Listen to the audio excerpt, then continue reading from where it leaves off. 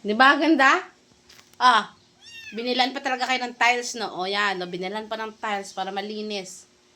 Maganda yung higaan nyo dyan. O, may second floor pa sila. May double deck pa dyan. Di ba ganda ng higaan nyo? Oo, dyan na. Para malinis. Hindi kayo magkalat ng mga pupo. Saan pa talaga siya lalabas, eh? Wala pa rin kamot. Diyos ko, eh.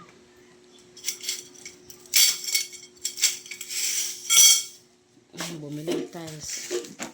Diba maganda? Oh, di ba ang ganda ng kulungan nyo na? Yan. Huwag nyong taihan yung ginawa kong higaan nyo, ha. Diyan lang kayo pumupo sa tiles. Wait lang, maglagay ako tubig.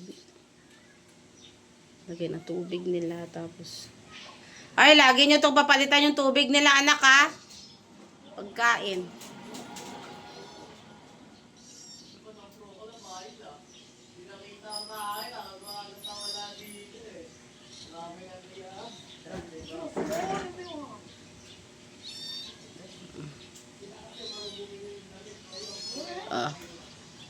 Magkakatabi-katabi pa rin naman kayo dyan.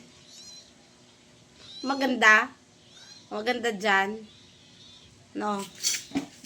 Dito sa taas, pwede na patungan ng bulaklak. Ayan, patungan ng bulaklak dyan. Sa taas. Ang ganda na ng kulungan nyo. O, diba?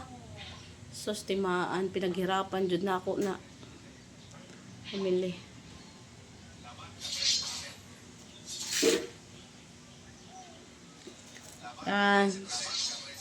Sisimintuhin ko doon papunta. Sisimintuhin ko papunta sa kanal para ang pupo nila diretso na linis. Hala! Hala! Di ba maganda? Sabay-sabay kayo higa dyan. O, magkasama pa rin kayo. Di pa rin kayo lalamigin dyan kasi magkakasama kayo. Lay! Dunge! Sarap ba dyan? Ha? Sarap? Kasama pa rin kayo? Yan.